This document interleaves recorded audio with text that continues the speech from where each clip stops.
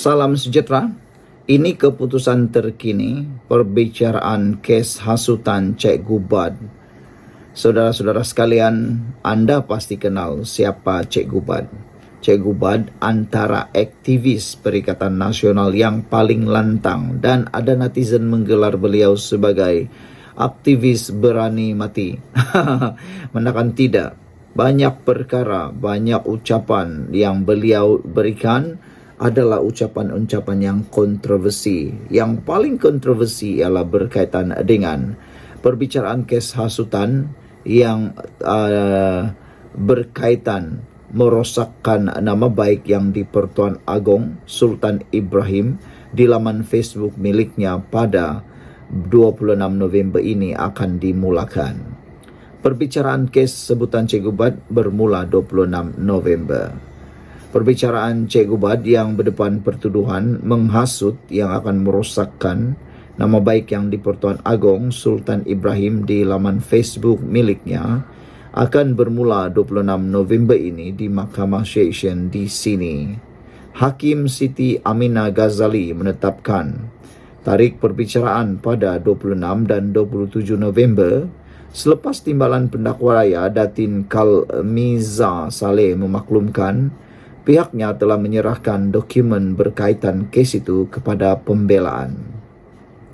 Pihak pendakwaan akan mengemukakan 5 saksi, katanya, pada prosiding yang turut dihadiri oleh Peguam Muhammad Rafiq Rashid Ali yang mewakili bekas Ketua PKR Cabang Rembau itu.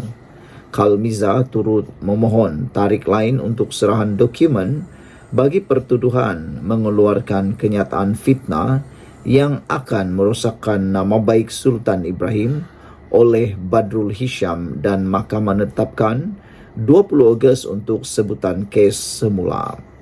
Badrul Hisham, 45 tahun, didakwa penerbitan menghasut di laman Facebook miliknya di Taman Bukit Ceras di Kuala Lumpur pada 2.15 tengah hari pada 6 April lepas, mengikut perenggan 4 dalam kurungan 1 kurungan C Akta Hasutan 1948 dan boleh dihukum di bawah subsection 4 dalam kurungan 1 Akta sama yang membawa hukuman maksimum penjara 3 tahun atau denda RM5,000 atau kedua-duanya jika sabit kesalahan.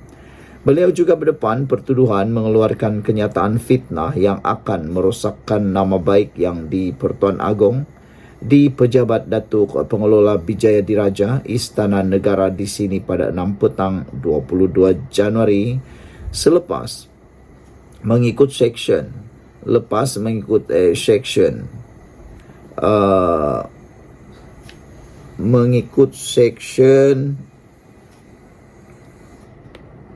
di mana sudah tadi ya, dia mengikut section 500 Kanun Keseksaan yang membawa hukuman maksimum penjara 2 tahun atau denda atau kedua-duanya jika sabit kesalahan. Terdahulu Peguam Logen Iskandar Abdullah yang mewakili Wan Muhammad Azri Wan Derus atau Papagomo memaklumkan bahawa pihaknya akan menghantar representasi kepada Jabatan Peguam Negara berhubung pertuduhan menghasut untuk mendatangkan kebencian terhadap Sultan Ibrahim. Siti Aminah kemudian menetapkan 21 Ogos ini untuk sebutan semula kes itu sementara menunggu keputusan representasi berkenaan. Papagomo, 41 tahun, yang juga bekas Exco Pemuda UMNO didakwa menghasut berkaitan isu pemilikan KK Supermart dan Superstore Sdn Bhd menghadap Sultan Ibrahim di laman Twitter atau X miliknya. Beliau didakwa melakukan perbuatan itu di sebuah kondominium di Bukit Bintang di sini pada 12 tengah hari 29 April lepas mengikut perenggan 4 dalam kurungan 1 kurungan C Akta Hasutan 1948 dan boleh dihukum di bawah subsection 4 dalam kurungan 1 Akta sama yang membawa hukuman maksimum penjara 3 tahun atau denda RM5,000 atau kedua-duanya jika sabit kesalahan. Sekian untuk kali ini. Jangan lupa tinggalkan komen anda. Sila tekan butang subscribe Malaysia kita punya, kita juga sama-sama cintai Malaysiaku. Kita jumpa lagi, bye-bye. Salam sejahtera, terima kasih kerana bersama dengan saya di Nazlin Unity Channel. Saudara-saudara sekalian, ini isu paling hangat untuk kita semua. Sanusi ini memang panglima perang Perikatan Nasional yang paling tegar dan paling boleh kata tak keras kepala lah kan. Tahniahlah Perikatan Nasional kerana mempunyai panglima perang seperti Sanusi yang berani berperang dengan sesiapa saja. Walaupun kadang-kadang kenyataan-kenyataan beliau itu agak lucu dan boleh dipersoalkan. Banyak juga yang lucu, banyak juga yang separuh benar, banyak juga yang macam-macam lah. Terkini Sanusi pula menjadi bengang, mendakwa bahawa Akmal memperbesarkan masalah yang tak besar. Apa isu ni sampai Sanusi kata begitu? Menteri Besar Kedah Datuk Seri Muhammad Sanusi Maknur tidak berpuas hati dengan Timbalan Menteri Peralihan Tenaga dan Transformasi Air Akmal Nasrullah Muhammad Nasir yang didakwanya sengaja memperbesarkan masalah dua projek loji rawatan air LRA di negeri itu. Kata Sanusi, pengarah strategi PKR seolah memberi gambaran kerajaan negeri tidak pandai menguruskan projek pembangunan. Ada netizen kata, kalau kena tegur tu belajarlah sesuatu, jangan sombong, kata mereka. Ada juga yang kata, kalau dah makan lada tu pasti terasa pedas. Ada juga yang kata, Sanusi memang betul lah banyak projek yang tidak dapat diurus dengan baik di Kedah, kata mereka. Baginya, kedua-dua LRA Sungai Limau dan LRA Bukit Selambau masih boleh ditangani dan tidak serius seperti yang dicanang Akmal. Tapi netizen kata, sampai bila perkara itu jadi kecil Sanusi, semua dah menjadi besar, barulah besar, kata mereka. Akmal Nasrullah menggambarkan seolah kes besar. Mai datang sini nak buat kandungan TikTok saja, kata beliau. Tapi nampaknya apa yang diberitahu oleh Akmal memang ada kebenarannya, ada projek yang memang belum siap lagi. Kata Sanusi, yang orang jawab tak masukkan, hanya letak yang dia cakap seorang. Lepas tu potong video supaya nampak isu berat, katanya. Masa saya melawat pada Selasa, kedua-dua loji berkenan tak ada masalah besar.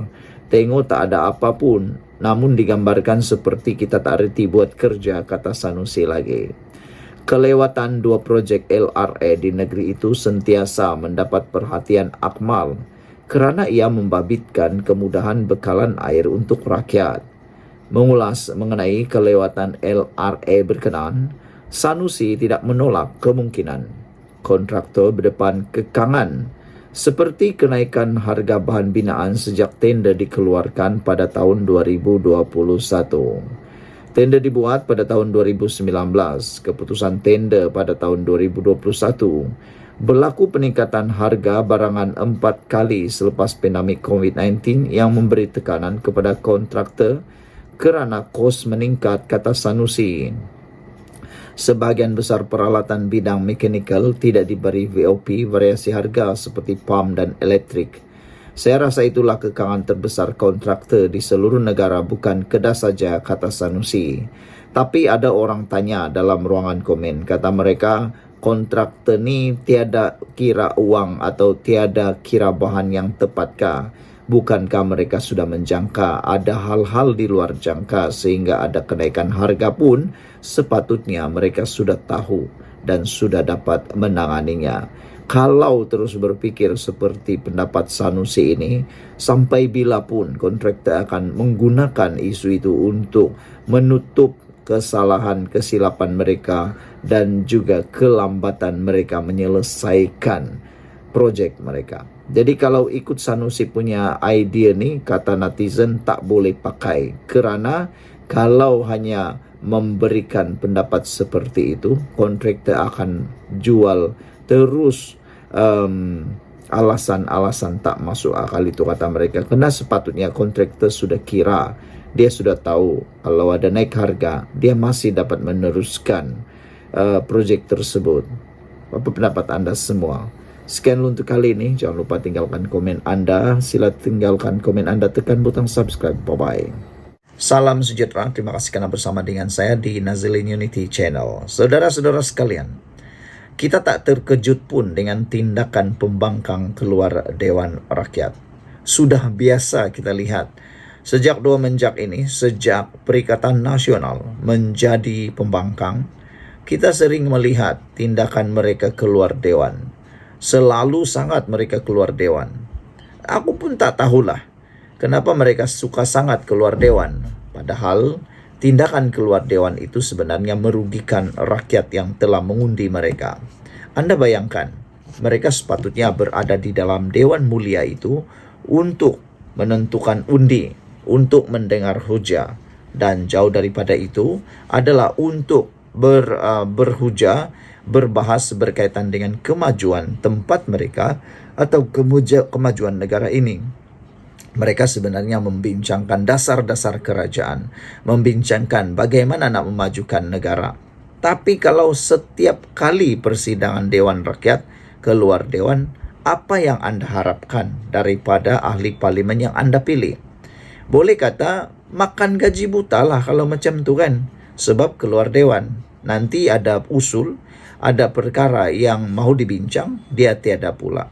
Selain daripada keluar dewan, satu perkara lagi yang membuatkan netizen panas ialah tindakan ponteng daripada ahli-ahli parlimen. Anda tahu, ramai ahli parlimen, khususnya pembangkang, yang selalu ponteng hadir ke parlimen. Sudahlah ponteng, keluar dewan lagi, apa yang Anda jangkakan Anda dapat di kawasan Anda melalui ahli parlimen tersebut.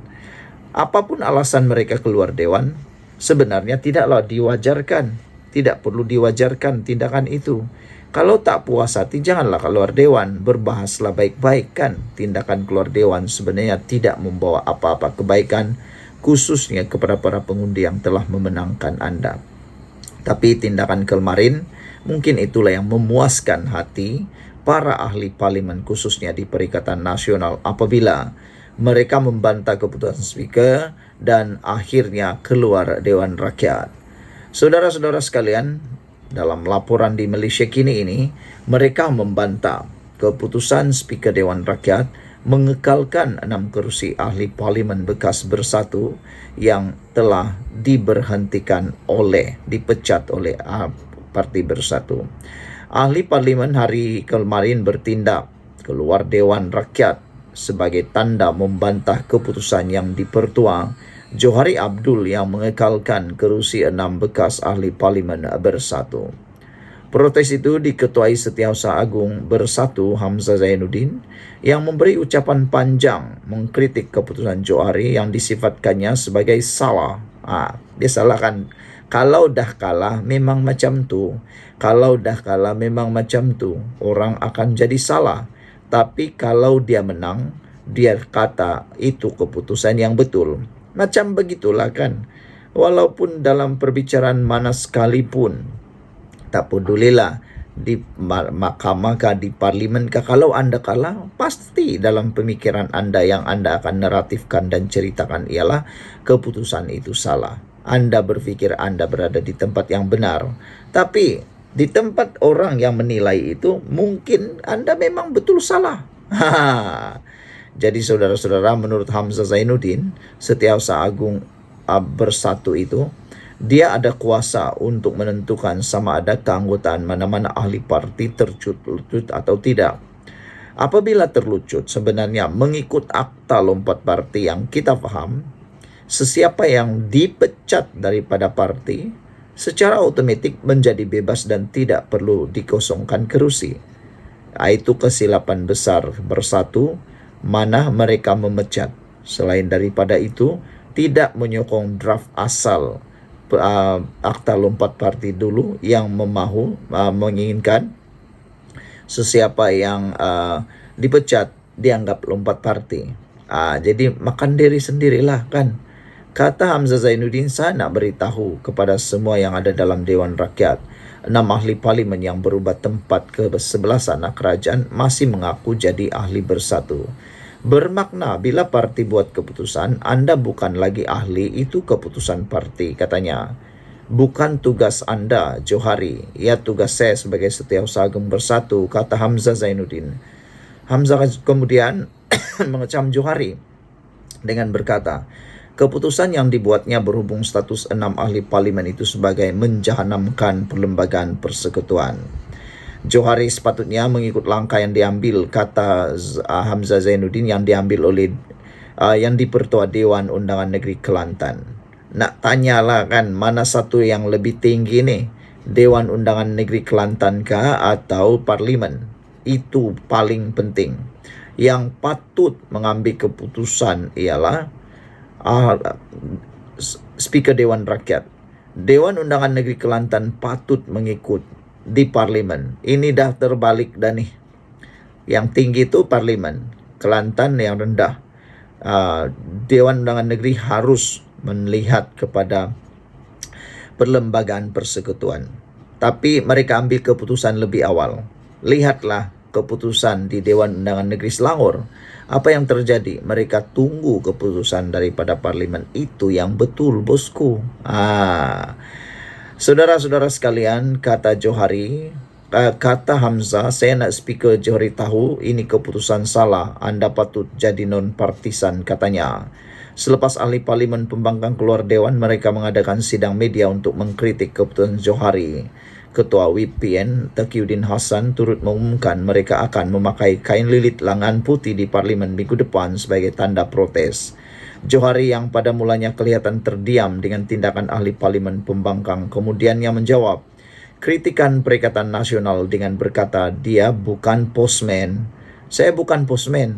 Apabila saya terima apa yang dihantar kepada saya pastikan study semua sekali. Saya baca semua berhubung pindaan perkara 49E, Perlembagaan Persekutuan.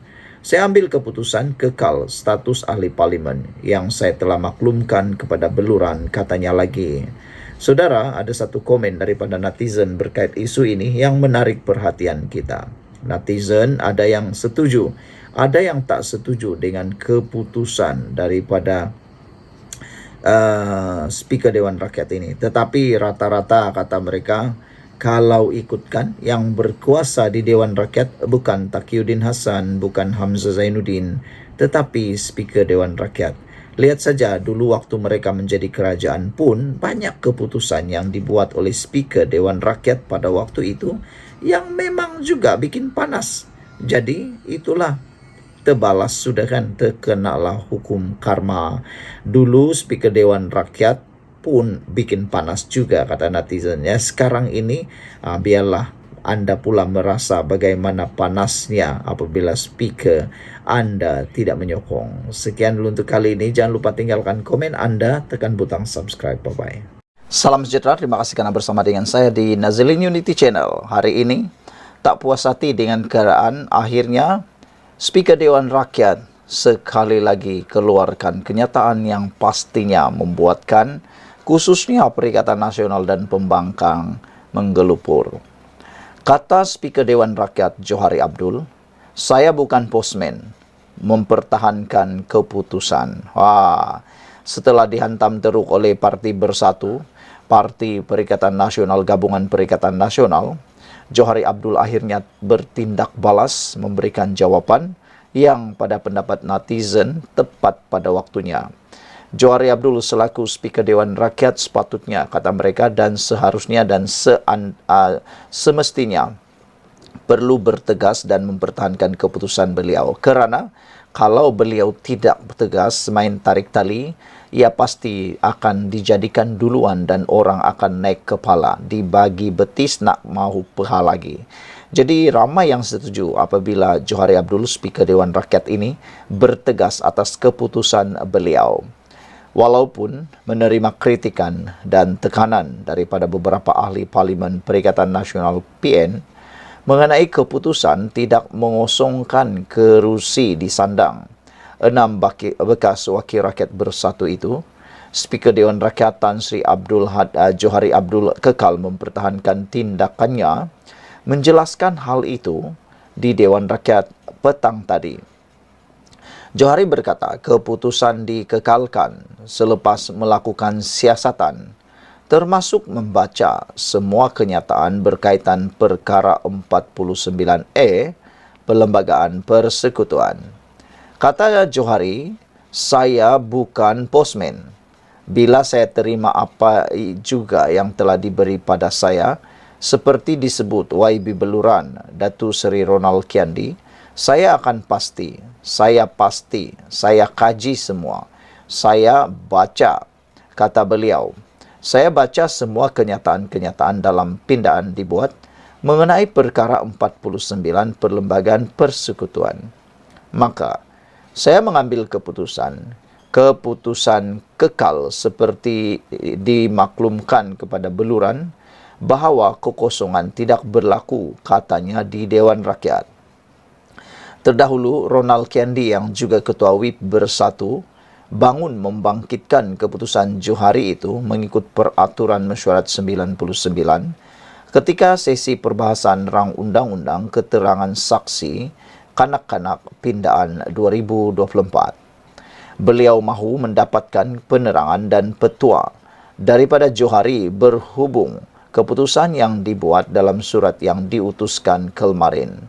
Ronald berkata beliau bangun bukan untuk mempertikai keputusan berkenan, tetapi mahu menuntut penjelasan bagaimana interpretasi terhadap perkara 49E Perlembagaan Persekutuan, kerana mendakwa speaker tidak ada kuasa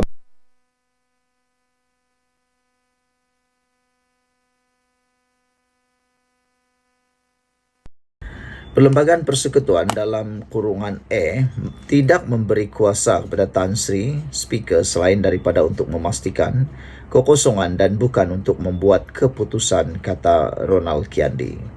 Tetapi dalam dua utusan surat yang saya terima daripada Tan Sri, nyata sekali Tan Sri membuat keputusan, malah Tan Sri membuat interpretasi terhadap Perlembagaan Persekutuan. Kedua-dua keputusan terkandung dalam surat ini melangkaui kuasa Tan Sri di bawah perkara 49 dalam kurungan E Perlembagaan Persekutuan, kerana dalam perkara 49 dalam kurungan 3 Tan Sri hanya diberi kuasa untuk memastikan kekosongan dan bukan untuk membuat keputusan.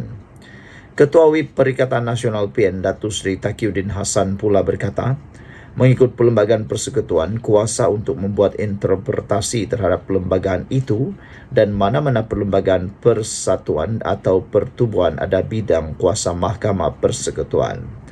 Beliau turut merujuk penjelasan yang diberi bahagian hal ehwal undang-undang mengenai tindakan tidak ikut keputusan parti menyebabkan ahli bersatu terhenti keanggotaan berdasarkan perlembagaan parti tersebut. Maka ahli tersebut dianggap telah bertukar parti dan lalu perlu mengosongkan kerusi mereka. Satu lagi contoh, sekiranya ahli Dewan Rakyat mempunyai prinsip bertentangan dengan prinsip parti, menyebabkan keanggotaannya digugurkan disebabkan perlembagaan parti tersebut, maka berhenti menjadi ahli dan perlu bertukar kerusinya, kata beliau. Ketua Pembangkang pula, Datu Sri Hamzah Zainuddin pula menyokong keputusan Speaker Dewan Undangan Negeri Kelantan yang mengisytihar kekosongan di Dewan Undangan Negeri Nenggiri. Beliau turut mendakwa keputusan Speaker Dewan Rakyat itu bakal mencetus masalah pada masa depan. Speaker Kelantan bersikap betul memutuskan ada kekosongan. Kemudian wakil rakyat itu nak lawan saya di mahkamah bahawa saya tidak hentikan keanggotaan mereka. Itulah caranya Speaker. Itulah kepastian yang harus diikuti dalam perlembagaan, kata beliau. Saya minta Tan Sri faham. Keputusan Tan Sri itu keputusan yang salah. Speaker karena dengar non-partisan, katanya, yang kemudian keluar Dewan.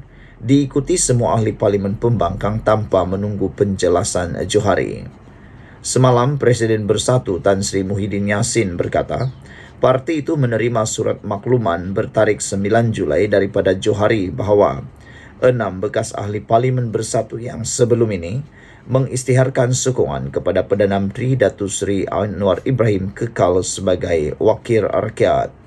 Saudara-saudara sekalian, Itulah keputusan yang paling kita tunggu-tunggu daripada Johari Abdul. Johari Abdul kata, dia bukan postman. Jadi, tak apalah. Kalau nak keluar dewan, keluar aja lah. Tiada masalah pun. Salam sejahtera, satu lagi berita mengejutkan kita semua ialah timbul semula isu pemecatan Menteri Besar Perlis. Wow, kabar angin ini mula bertiup semula. Kalau sebelum ini, kes membabitkan anak Menteri Besar Perlis telah tular di media sosial dan telah disiasat oleh SPRM berkait dengan beberapa salah laku seperti penipuan dokumen yang mana telah mengejutkan seluruh Malaysia. Hari ini, sekali lagi, desas-desus ataupun berita mengejutkan kita semua. Kabar angin mengatakan bahawa berlaku perubahan Menteri Besar Perlis atau pemecatan Menteri Besar Perlis. Tapi apa komen daripada Muhyiddin selaku pengerusi Perikatan Nasional? Tapi sebelum itu, pada pendapat anda, wajarkah Menteri Besar Perlis yang mempunyai terpalit dengan kes mahkamah anaknya itu letak jawatan dan digantikan oleh orang lain kerana serba sedikit atau sekurang-kurangnya secara sikit telah menjejaskan kekuatan Perikatan Nasional di negeri tersebut. Namun, kata Muhyiddin Yassin, desas-desus perubahan Menteri Besar Perlis adalah spekulasi semata-mata. Maknanya, Muhyiddin menafikan desas-desus tersebut. Desas-desus berhubung perubahan kepimpinan Menteri Besar Perlis, Muhammad Shukri Ramli dalam masa terdekat adalah bersifat spekulasi semata-mata. Malah, kata Muhyiddin, kabar angin itu juga tiada kaitannya dengan lawatan pengerusi Perikatan Nasional PN Tan Sri Muhyiddin Yassin ke negeri itu pada kemarin. Muhyiddin berkata, kehadirannya ke Perlis adalah menziarahi Raja Perlis, Tuanku Syed Sarajuddin Putra Jamalul Lail, yang sebelum ini menjalani pembedahan di Hospital Tuanku Fauziah Kangar.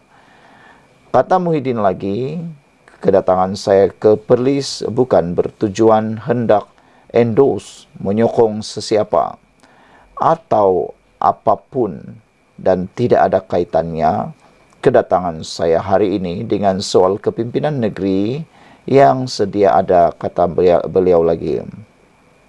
Biasanya segala desus-desus itu hanyalah spekulasi semata-mata. Kerana yang pertamanya saya datang kerana hendak menziarahi Tuanku Raja Perlis, jadi sudah kebetulan berada di sini, maka saya pun berjumpa Menteri Besar, pimpinan Bersatu, pimpinan Perikatan Nasional, serta menghadiri program pada petang ini juga, kata Muhyiddin. Namun demikian, untuk makluman anda semua, di Malaysia ini, kabar angin sudah banyak kali terbukti benar. Dan kabar benar sudah terbukti boleh berubah tidak benar. Jadi, jangan terus dibuang, jangan terus percaya bahawa kabar angin itu tidak betul kerana sudah terbukti banyak kali kabar angin akhirnya jadi benar, perkara yang dinafikan akhirnya benar-benar berlaku. Muhyiddin juga berkata, tujuannya meluangkan masa hadir ke Perlis bersama istrinya adalah disebabkan sudah lama tidak melawat Perlis selepas kali terakhir berbuat demikian ketika kempen pilihan raya. Kata Muhyiddin, itulah tujuan saya datang kerana sudah lama tidak dapat datang dan kali terakhir saya hadir ke negeri ini adalah sebelum PRU lalu. Jika tidak ada perubahan apa-apa pun yang berlaku, jadi tiada perubahan dalam kepimpinan negeri ini kerana saya tahu Perlis sudah pun ada kerajaan negeri sendiri, sudah ada menteri besar, kata beliau lagi. Sekian dulu untuk kali ini, jangan lupa tinggalkan komen anda, tekan butang subscribe. Bye-bye. Salam sejahtera, terima kasih kerana bersama dengan saya di Nazilin Unity Channel. Selepas Parti Bersatu menerima kekalahan memalukan di Parlimen semalam, iaitu apabila Speaker Dewan Rakyat memesahkan kerusi 6 bekas ahli parlimen bersatu tidak dikosongkan, walaupun sudah diwar-warkan oleh kepimpinan Parti Perikatan Nasional, Gabungan Perikatan Nasional. Kononnya mereka yakin 6 kerusi ahli parlimen itu akan dikosongkan. Namun demikian, alasan Speaker Dewan Rakyat bahwa perlembagaan Parti Bersatu bertentangan dengan perlembagaan persekutuan, itu satu berita pertama yang sangat-sangat buruk untuk Parti Bersatu dan memalukan. Bagaimana perlembagaan persekutuan boleh bercanggah dengan perlembagaan Parti Bersatu. Dan tentunya ia satu berita yang tidak menggembirakan sama sekali. Mereka mengharapkan adanya pilihan raya, tetapi nampaknya Speaker Dewan Rakyat tidak bersetuju dengan pendapat mereka dan telah membuat tafsiran yang lebih tepat. Hari ini satu lagi berita buruk diterima oleh Perikatan Nasional, yaitu sangkaan mereka, terutamanya Azmin Ali, dan desakan Azmin Ali supaya kerusi Selat Kelang di Dewan Undangan Negeri Selangor dikosongkan oleh Speaker Dewan Rakyat, Dewan Negeri, rupa-rupanya tidak kesampaian. Ianya sebenarnya tidak dikosongkan. Kerusi Selat Kelang tidak dikosongkan. Tiada kekosongan luar jangka kerusi Dewan Undangan Negeri Selat Kelang yang disandang Datuk Abdul Rashid Ash'ari, Umum Speaker Dewan Undangan Negeri Selangor, Lau Wen San. Kata Lau, pemberhentian keahlian Adun Selat Kelang dalam bersatu didapati sebagai satu pemecatan terancang di bawah operasi perkara LXVA 2 dalam kurungan C Perlembagaan Negeri Selangor. Notis dan bukti dari Yang Berhormat Hulu Kelang, Datuk Seri Muhammad Azmin Ali, tidak memenuhi beban pembuktian yang diperlukan untuk membuktikan yang sebaliknya. Dengan ini, saya mengisytiharkan bahawa kerusi Dewan Undangan Negeri Selat Kelang tidak dikosongkan, katanya pada sidang Dewan Undangan Negeri Selangor hari ini.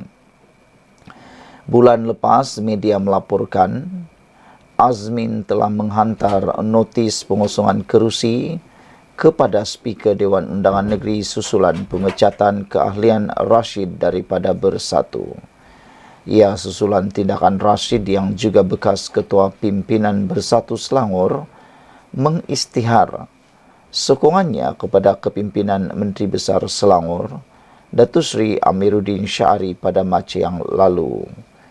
Sementara itu, Speaker berkata, berdasarkan semakannya termasuk dalam Fasal 10 dan Fasal 22 Perlembagaan Bersatu, tiada bukti dokumen yang membuktikan perlembagaan parti tersebut berkuat kuasa secara retrospektif, iaitu sebelum 1 April 2024. Tindakan Abdul Rashid yang menyokong kepimpinan Datuk Seri Amiruddin Syari dalam kempen pilihan raya PRK Kuala Kubu Baru pada Mei lalu bukanlah satu maklumat pertama. Situasi ini adalah peristiwa yang berasal daripada kedudukannya pada 6 Mac lalu dan berlaku sebelum pindaan Perlembagaan Bersatu berkuat kuasa oleh pendaftar pertubuhan pada tarikh 1 April lalu, katanya lagi. Sekian dulu untuk kali ini. Jangan lupa tinggalkan komen Anda. Bye-bye.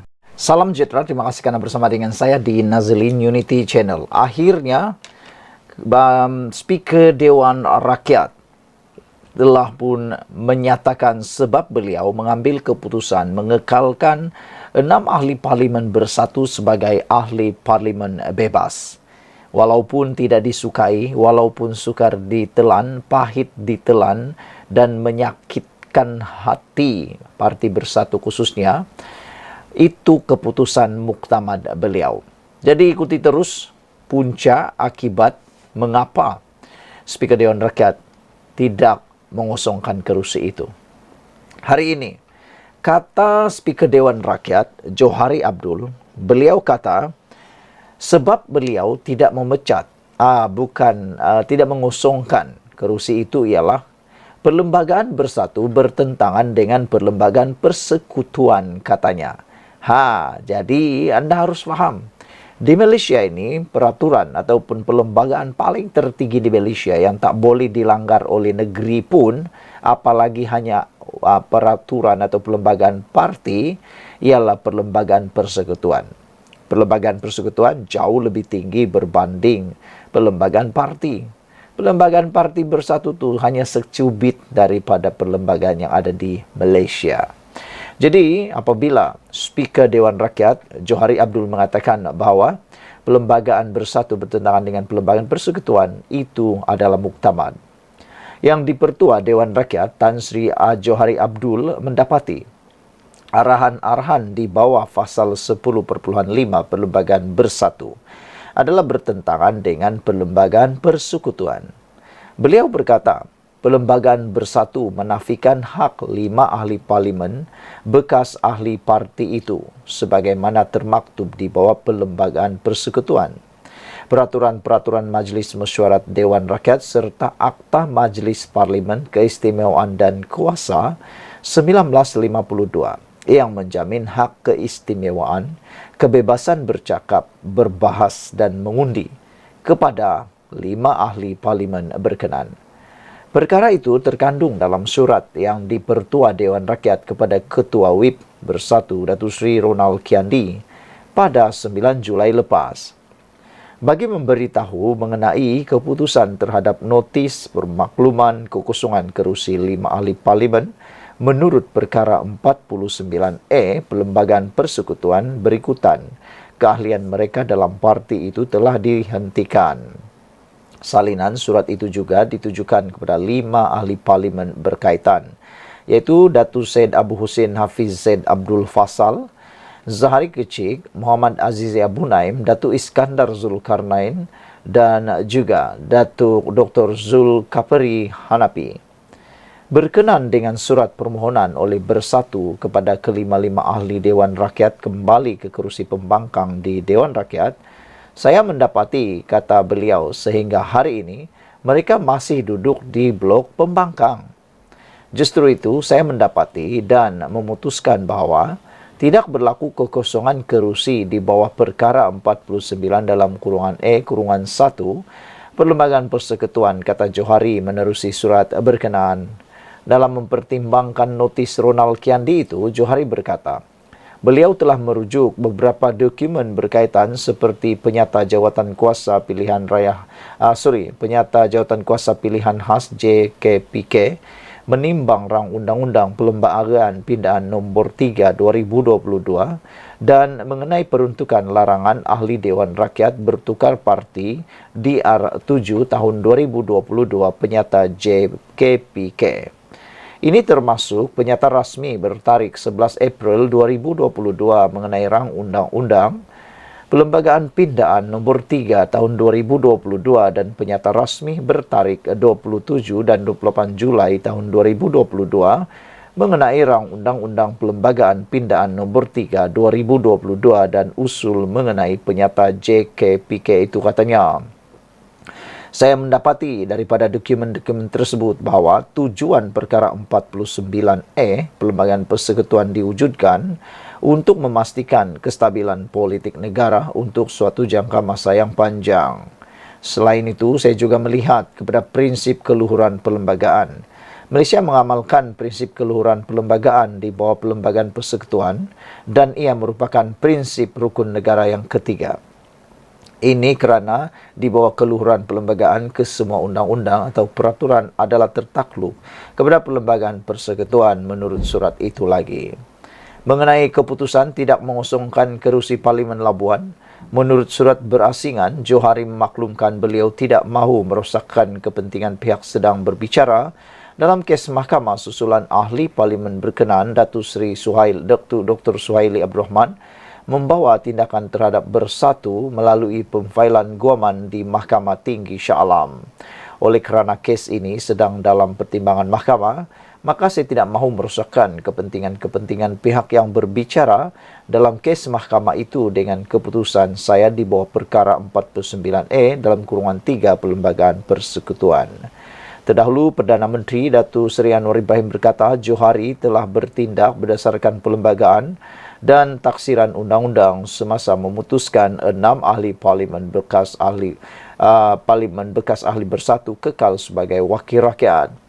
Semalam, Presiden Bersatu Tan Sri Muhyiddin Yassin mengesahkan parti itu menerima surat daripada Johari pada lewat petang Selasa lepas yang menyatakan tidak berlaku kekosongan di bawah perkara 49E Perlembagaan Persekutuan untuk 6 kerusi parlimen bekas ahli bersatu yang menyatakan sokongan kepada Perdana Menteri. Sekian untuk kali ini. Jangan lupa tinggalkan komen anda, tekan butang subscribe. Bye-bye. Salam sejahtera. Terima kasih karena bersama dengan saya di Nazilin Unity Channel. Saudara-saudara sekalian, ini satu pendedahan paling hebat daripada Anwar Ibrahim berkait dengan 6 ahli parlimen bersatu yang telah pun dipecat dan masih kekal sebagai ahli parlimen. Yang paling rugi ialah Parti Bersatu. Sudahlah mereka pecat, hilang 6 kerusi parlimen, hilang lagi mereka pula hilang kerusi. Hilang 6 ahli parlimen, hilang pula 6 kerusi. Bayangkan begitu besarnya kerugian yang ditanggung oleh Parti Bersatu. Ada netizen kata, itulah hukum karma yang diterima oleh Parti Bersatu ketika mereka mengkhianati Pakatan Harapan pada tahun 2018 apabila menumbangkan kerajaan Pakatan Harapan melalui langkah Sheraton. Ada yang kata itulah yang disebut sebagai hukum karma, yang mana dulu mereka dihianati, kali ini mereka pula yang dikhianati, mereka pula yang terkena hukumnya sendiri dan menerima balasan yang paling setimpal sekali. Saudara-saudara sekalian, adakah balasan setimpal lagi ialah apabila Perikatan Nasional pula yang runtuh. Kalau dulu Pakatan Harapan yang runtuh gara-gara apa yang berlaku dalam langkah Sheraton, adakah hukum karma yang diterima oleh Parti Bersatu dan Perikatan Nasional ada juga setara, yaitu berlakunya keruntuhan ataupun perpecahan pembubaran Parti Perikatan Nasional. Hari ini Anwar Ibrahim menyalahkan Bersatu kerana 6 ahli parlimen kekal kerusi masing-masing. Anwar Ibrahim tidak menyalahkan sesiapa. Anwar Ibrahim tidak menyalahkan 6 ahli parlimen itu. Dia juga tidak menyalahkan Speaker Dewan Rakyat, tidak juga menyalahkan parlimen, tidak juga mau menyalahkan undang-undang. Tetapi Anwar Ibrahim kata, ini antara disebabkan bertanggung jawabnya Bersatu atas kesilapan mereka sendiri. Apa ceritanya? Kata Anwar Ibrahim, Bersatu sendiri, kata Anwar Ibrahim, turut bertanggung jawab sehingga 6 ahli parlimen yang sebelum ini menjadi ahli parti itu kekal dengan kerusi masing-masing walaupun kini menyokong kerajaan. Ditemui media di Kuala Lumpur pada hari ini, Perdana Menteri Anwar Ibrahim menjelaskan semasa akta anti lompat parti digubal di parlimen dulu, wakil rakyat Bersatu, wakil Bersatu sendiri yang menolak peruntukan mengenai seseorang yang dipecat parti akan kehilangan kerusi. Menasihatkan Bersatu agar membaca perlembagaan, Anwar berkata, atas sebab itulah yang Dipertua Dewan Rakyat Johari Abdul memutuskan semua 6 ahli parlimen Bersatu kekal sebagai wakil rakyat di kerusi masing-masing. Ia ditentang oleh Bersatu ketika penggubalan akta anti lompat parti ketika itu. Sebab itu, ahli parlimen yang dipecat Bersatu dikecualikan, kata beliau. Jadi, kena baca perlembagaan, katanya selepas menghadiri forum global Madani di Kuala Lumpur hari ini. Anwar juga mendakwa Bersatu memilih dan memetik hanya beberapa bahagian tertentu dalam perlembagaan persekutuan semasa membuat ketetapan membantah keputusan Johari semalam. Menurut Anwar, keputusan dibuat Johari sudah mengambil kira semua aspek perlembagaan persekutuan. Semasa menolak cubaan Bersatu mengosongkan 6 kerusi parlimen terbabit, Johari berhujah peruntukan dalam perlembagaan parti itu bertentangan dengan perlembagaan persekutuan yang terkait hak ahli parlimen mempunyai kebebasan untuk bersuara, berdebat dan mengundi. Beberapa komen daripada netizen tentang isu ini adalah ada yang kata ini yang paling terbaik. Apabila jangan salahkan siapa-siapa, salahkan diri sendiri. Ada juga yang kata sejak bila kata dia sejak bila pula mereka lompat parti. Mereka cuma sokong Perdana Menteri, kata Black Hawk. Mereka bukannya lompat parti, tapi bersatulah yang pecat mereka. Jadi sebenarnya tidak pernah mereka lompat parti. Cuma mereka hanya memberi sokongan kepada Anwar Ibrahim. Jadi saudara-saudara sekalian, yang bersalah kata Anwar Ibrahim itu semua adalah bersatu. Nak buat macam mana lagi kata Black Hawk. Bersatulah yang bantah draft asal Akta lompat parti waktu itu. Sebab itu bersatu dah ketagih tebuk atap dengan membeli MP. Sekarang sendirilah mereka melopong kata Black Hawk. Sebelum kita berpisah, apa pula pendapat Anda semua tentang isu ini? Jangan lupa tinggalkan komen Anda, tekan butang subscribe. Bye-bye.